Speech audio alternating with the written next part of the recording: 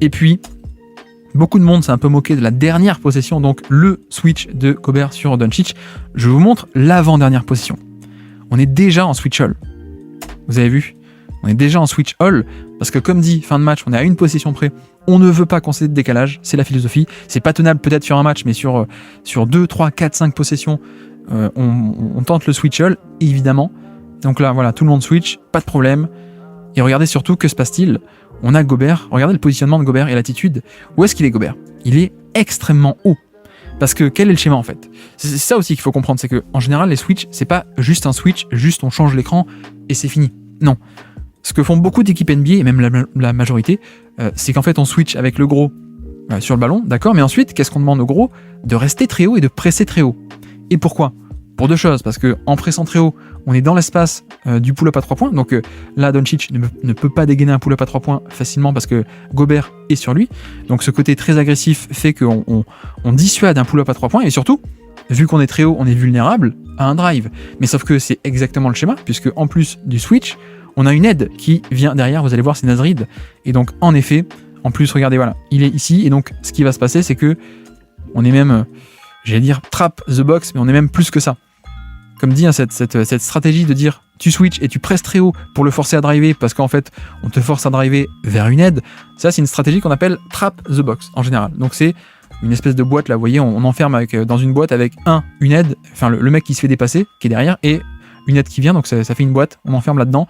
Sauf que là, comme c'est Dallas et comme c'est les alley-oop de Dallas, hein, Gafford et Lively, on fait pas vraiment un trap the box. Regardez ce qui se passe, on le force, Gobert qui monte très très haut, qui presse très haut, qui force à driver, hein, sur isolation, d'accord, switch, pas de décalage, pardon, je me reprends, au niveau de l'écran, ok, aucun décalage, super, donc il est obligé d'attaquer une isolation, mais en fait l'isolation c'est un piège, parce que en pressant très haut, on l'empêche de prendre le pull-up à 3 points, on le fait driver vers une aide, il est réceptionné, et ce qui se passe, c'est que Nasrid va monter très haut, contesté, pendant que Gobert va redescendre pour empêcher la passe de alley-oop.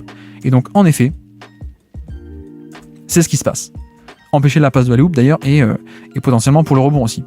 Mais là c'est exactement le schéma qu'il fallait, le bon schéma, c'est-à-dire on fait un switch comme ça, pas de décalage sur l'écran, on presse haut, on tapate sur un drive, t'y vas, au final il y va, et il y a une aide qui réceptionne et qui conteste le tir magnifiquement, avec en plus en bonus Gobert qui vient prendre l'option du alley-oop. Voilà, ça c'est exactement le type de défense qui est pratiqué par, pas que Minnesota, mais tout le monde en fin de match, c'est le switch all. Et d'ailleurs, je n'ai pas montré ici, j'ai pas sélectionné les clips, mais Dallas aussi, en fin de match, s'est mis à faire un switch all. Parce que, en fin de match, comme dit, à une possession près ou à 2-3, on joue le tir le moins rentable possible. Il n'y a pas de grand échantillon, il n'y a pas de 35% à 3 points sur un gros échantillon, on le multiplie et donc ça devient rentable. Non. Sur des fins de match, il vaut mieux un tir à mi-distance à 40% qu'un tir à 3 points à 35 parce qu'il n'y a qu'un tir. Voilà, c'est très bête. Et donc en défense, c'est un peu le miroir de ça, il vaut mieux faire un switch et concéder aucun décalage et forcer l'autre sur un tir compliqué d'isolation. Et donc là, voici la fameuse dernière possession. Je vais la laisser dérouler que vous voyez, mais vous remarquez que Gobert, en effet, presse très haut. Et est-ce que vous le voyez aussi ? Mais on avait Nasrid qui était prêt à le réceptionner en bas. Donc en effet, on a expliqué pourquoi on n'a pas fait de drop, parce que ça donnait un décalage quelque part. Pourquoi est-ce qu'on fait pas de edge ? Ça donnait un décalage quelque part. Pourquoi est-ce qu'on passe pas sous l'écran, etc., etc. On a tout détaillé.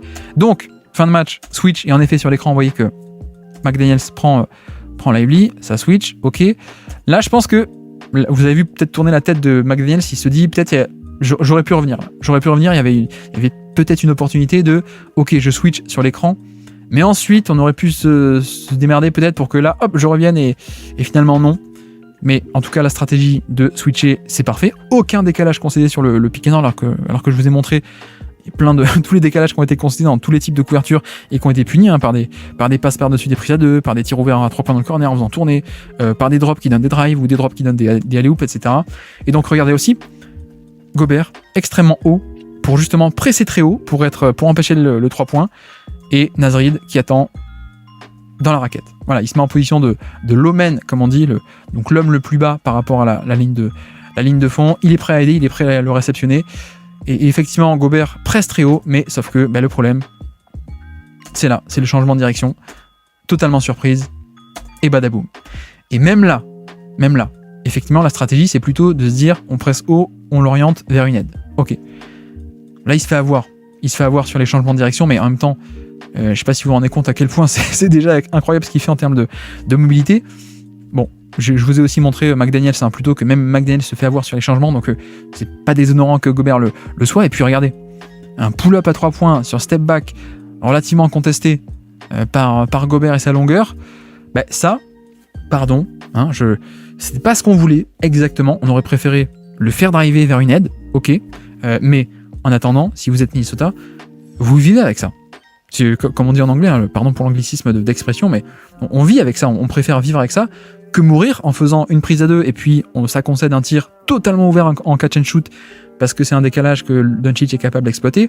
On préfère ce tir ici, step back à 3 points, contesté de Doncic, plutôt que faire un drop et donc on offre un décalage et donc il est capable d'aller à l'intérieur pour un flotteur ouvert, ou alors pour prendre de la faute à l'intérieur, ou alors pour un alley-oop, etc., etc.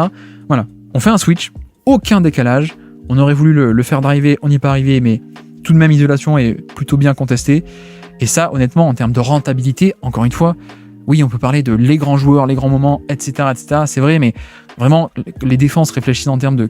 On doit concéder la chose la moins rentable, et là, d'accord, il met le tir, mais c'est quand même le truc le moins rentable comparé à on se découvre, et lui, il peut trouver le décalage, et l'extra passe, et le tir ouvert. Voilà, c'est malheureux à dire, et peut-être que beaucoup de monde peut ne pas être d'accord avec ça, mais vraiment en termes de rentabilité, c'est le bon choix. C'est vraiment le bon choix. Et comme dit, la défense, c'est pas on est capable de tout stopper. Le mythe défensif de la bonne défense, c'est la défense qui arrive à tout stopper, qui arrive à empêcher tout.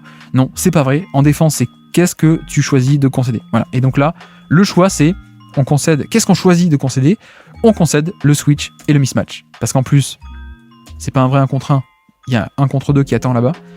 Et puis surtout, on choisit de concéder le tir le plus compliqué possible, un step back à 3 points de Doncic, qui doit être un tir à quoi 35, 36, 37% au mieux au niveau des pull-ups à 3 points sur step back après X nombre de dribbles.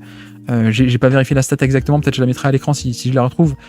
Mais voilà, ça, c'est quand même moins rentable qu'un catch and shoot même de Derrick Jones Jr., même de Irving, ou un layup évidemment à 100% de réussite de proba de Lively. Donc voilà pourquoi est-ce que Minnesota a switché sur le dernier écran pour ne concéder aucun décalage, et en plus, effectivement, l'exécution n'est pas parfaite, mais dans l'idée, voilà pourquoi est-ce que les Wolves ont fait ça. Voilà donc pour cette petite vidéo, on se dit à très bientôt pour un prochain décryptage tactique. Ciao.